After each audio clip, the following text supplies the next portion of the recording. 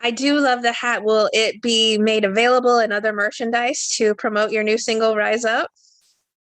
There's a hat, there's a baseball cap and a beanie and a sweatshirt for this one. Yeah, there's all sorts of stuff, but it's the only, yeah, like I said, it's the only thing without my name on it. So this is the only thing I feel like I can wear without feeling super cringy. I know music is something you've always really wanted to do, but what was it about right now that truly made it worth giving it a go? You know what? On some level, it felt inevitable, but I did feel like about 20 something years ago, the dream sort of slipped through my fingers a bit, and I couldn't find a path back to it until I sort of earned the right to know what my sound was and know what I had to say for myself and know what my sort of driving forces are as a human being before I knew what I wanted to write about. And it just sometimes things just take as long as they take. And I wish I'd done it before I was 40, but actually now that I have, it's something I'm really proud of. And people seem to be taking sort of some kind of courage or solace from that, thinking, well, that means I've got some time for my my dreams and my goals and the things I want to be brave about. And it's settled me in a really interesting way doing this, and I'm really grateful for it. How would you describe the sound of this particular EP?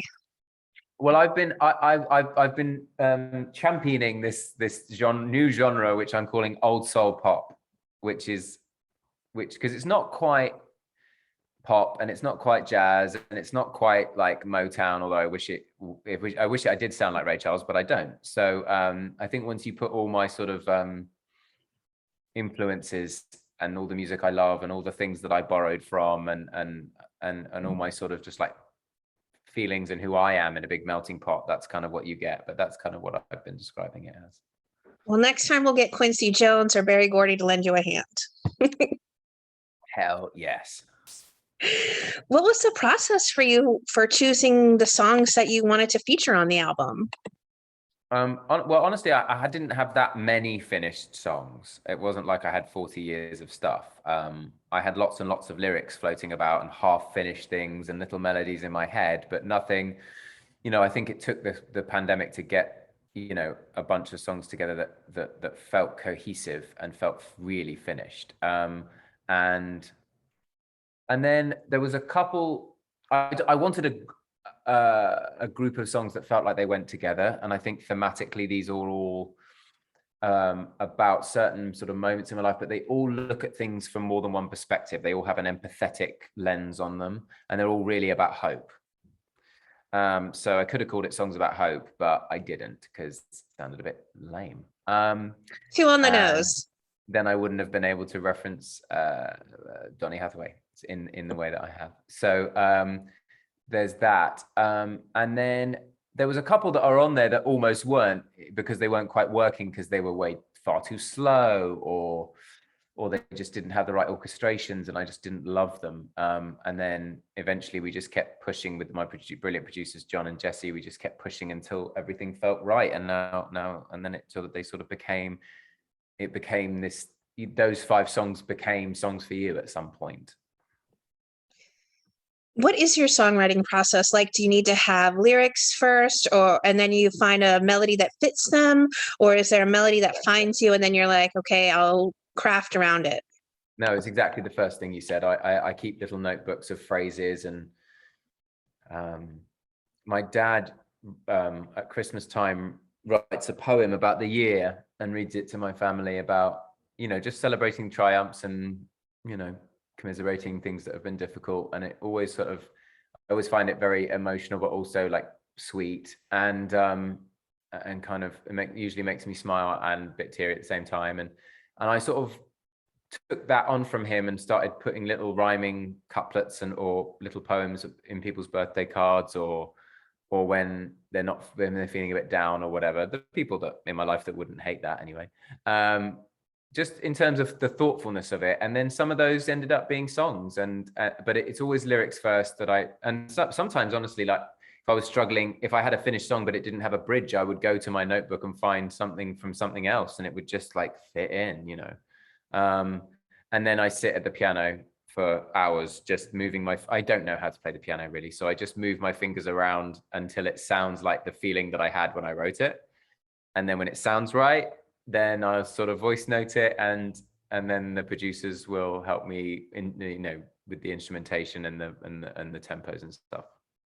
But I'll send them a finished song, because I want it to be from me. You did touch on it. That's a great segue into my next question. You did touch on it a bit that John and Jesse let you a hand with production, but how much of a say did you personally have when it came to the production of songs for you? Well, I was, I had my fingers in everything. I mean, it was, I said, I want strings on this that sounds a bit like Georgia by Ray Charles, or, they would say, how do you feel about these guitars? I was like, yeah, that sounds kind of like Queen guitars. I love that. And I was like, I would love a Penny Lane trumpet fanfare when I talk about trumpets or things like that. And then they were there to provide the experience and the technical know-how and the contacts for like some of the brilliant musicians and stuff. And I was like, I think we need more gospely, more organ, more backing vocals on this to make it more joyful. And we'd send each other recordings of Michael McDonald or Bonnie Raitt or Ben Platt or whatever, just to be like this vibe or this vibe. So yeah, I loved it. I loved that part of it. There's so many, there's 5 songs on the EP itself, but I think everyone seems to have a favorite song off the EP, whether it's Ordinary Day, Pirate Song, Rise Up. I mean, everyone seems to have their favorites. Do you have a personal favorite that holds a special place in your heart? And what makes it so significant to you? It keeps changing. I mean, I'll tell you 2 things. One is that you asked me that question, and I think about all of the songs in different ways. Obviously, 11:11 being first, and just the most sort of digestible of the songs, and that music video is really precious to me because it all came from my head. And then Ordinary Day, I think, is maybe the best written song. I don't know, like it just feels like the one that is just is the most pure and honest, and I'm playing the piano on the recording of that one. It's just sort of intrinsically me. Not the End is kind of my dad's advice, and I just think it's like the coolest sounding with the intro and the organs and all of that. But the 2 that are in my head at the moment are Rise Up, because it's the most precious song to me. It was just about something, a real kind of intense moment of love and support in my life, and it was the first one that I finished for this EP, and it was the one that made me think I had to put the music out there. So that one is has the power to move me the most still, even though it's mine. But then Pirate Song is the one that like literally I can have on in my own car, that I can listen to and go, I like this. No, objectively I like this. And the other songs I wouldn't necessarily listen to in my car, but that one I do. For that song, where did you come up with the Julia Roberts reference? What, the Notting Hill? Yeah, because I bloody love Notting Hill. It's as simple as that. I love all the Julia Roberts rom-coms and all of her films, and I love that film beyond measure. And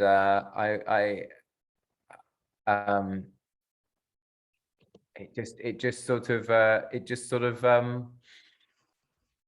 was just writing the lyrics, and it just sort of struck me, and I was like, how great to do a little kind of nod to a film that I love so much. And it also just fitted with the themes of the songs, which is look at this from someone else's perspective. You might see me as this, but I'm also this. And it just, yes, it's a throwaway fun song and a cool, and it's a throwaway line in a fun song. And you think, this is Tinkerbell and it's a song about a pirate and but actually it's about, no, see me, please see me, which is, so it just works so perfectly that I had to put it in. How did you select the order then the songs went in? So I wanted to just start off how I started off. So I wanted, them wanted something upbeat and hopeful and positive and fun and you know, kind of like, and I think the record label were basically like, this has got to be the single. So, and I was like, well, if it's single, it should kick the album off. Right. And then I couldn't decide between Ordinary Day and Not the End for the end song, because I love the idea that,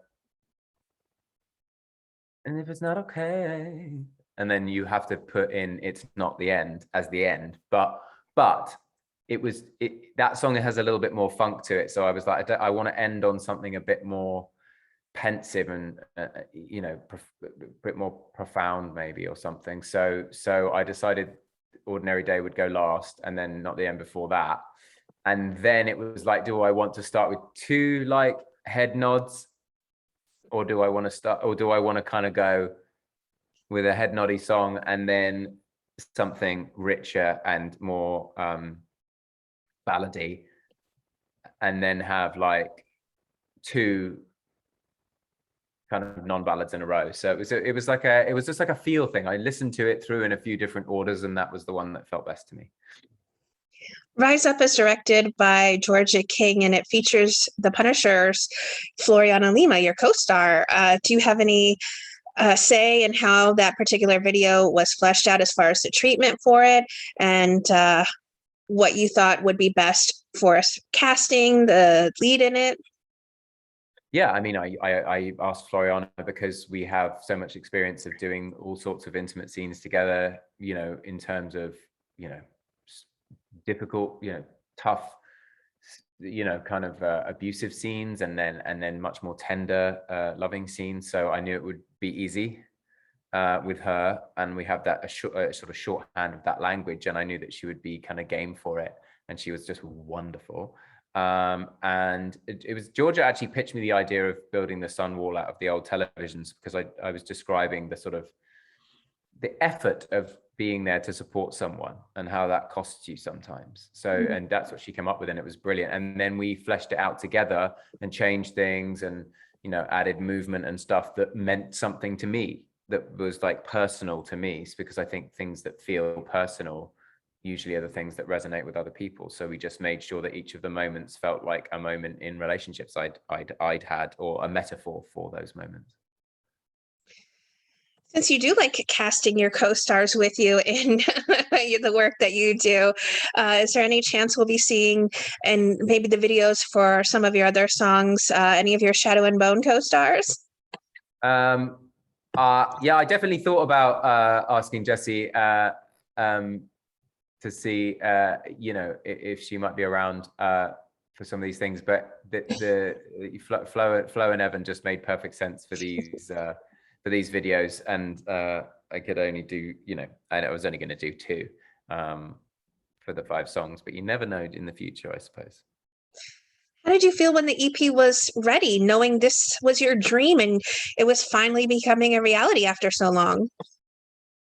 I think I was just so in the trenches on finishing it and getting everything ready, and like setting up, you know, being able to talk about it and making sure everything's in place for it to get out there, you know, with a reach that I felt it deserved. And, you know, I was like, if I'm going to do it, I want to do it properly and have it, you know, have it reach people. So I didn't really think about it until it was out. And then when it was out, it was actually more of a release, more of a, like they call it a music Cathartic. release, but it felt like that for me. Yeah, it's been a very long time coming, me wanting to do this. And so, yeah, it actually helped me feel a bit like at peace, like no one can ever take it away from me now that I was a musician and a songwriter in my life and a singer. Like no one can change that. You touched on it at the beginning of our chat that, you know, you felt like 40 was sort of a little late for you to become a musician, but you also felt like it was a needed aspiration for you, finally a dream coming true for you. What advice would you then give to up and coming musicians and singer-songwriters? Well, I would say the same thing I would say to an actor, which is perseverance is everything. Like, I mean, if you have to be willing to never stop. because you never quite know when the only two reasons not to do things are lack of opportunity or fear. And fear is not a good enough reason not to do something on its own, because you only live one time and it's precious and it's short. So you just have to, whether that's being brave enough to share something, not on a professional level, but just brave enough to share something, or brave enough to share a recipe with a friend, brave enough to share a, post a video of you doing something, dancing or whatever it is. Like, judgment be damned. Like, that's not a good enough reason. Lack of opportunity obviously can be crippling, but I did not have that excuse. And opportunities are sometimes quite hard to come by in creative industries, but I think you just have to be patient, and you have to be honest with what you're making. Don't just make something, if you sit down and try and write a song that day, or you sit down and try and write a script that day, or sit down, be an actor, it has to come from a place of, I often say that the only reason you'll ever get cast in anything as an actor is because you are intrinsically something that the other people coming into the room are not. And I think Right. the same goes for music. If you make music here's my advice: make music that you like. Don't try and make music that you think other people will like. So have you been working on any new music for a second EP, or right now you're just focused on bringing this one to fruition? I have not, because bringing this one out, and I've been shooting a horror episode movie in Canada, which I just finished. So I have not had a minute to breathe, let alone write new songs. But I do have a constant notebook of phrases and stuff going. So yeah. At some point there'll be enough. Will you do any touring maybe, or live streams to help promote the album? There are some live acoustic performances which I've recorded, which are finding their way gently onto, one of them already is on YouTube, and a couple of others that will be on there once they've played on some various morning shows and things like that are going to air them in lieu of being able to go in and perform. So there's a couple of others of those that will be making their way onto TV and YouTube soon. Well, I'd be remiss if I didn't say how brilliant you were in the first season of Shadow and Bone. And I know there's so much more to come for this series. What does it mean to you? You've been a part of so many iconic projects. What does it mean to you to be? I've been so lucky to be involved with stuff that resonates with people, and just stuff that I'm a fan of as well. That's stuff that I have so enjoyed making, but then when you watch it back, you can be proud of. And I love Lee, and I love her stories, and I love Eric, our showrunner, who's put them all together so cleverly. And I'm so excited to see what's next. I haven't seen a single script, so I'm excited to see what they'll have me doing. What would you like to say to everyone then who are fans and supporters of the work you do, whether it's musically or on screens? I mean, I'm a fairly consistent thanker of my very loyal supporters on my social media and stuff, because I'm not sure I would have had the courage to do this without without the encouragement of my covers, piano covers, and various kind of Christmas songs and things that I've posted over the last few years, of people sort of saying, "Where's the album? Make something for us, feed us." And so that is very buoying, because it made me think, well, even if it's just for these people, these few thousand people, whoever they are, then it'll be entirely worth it.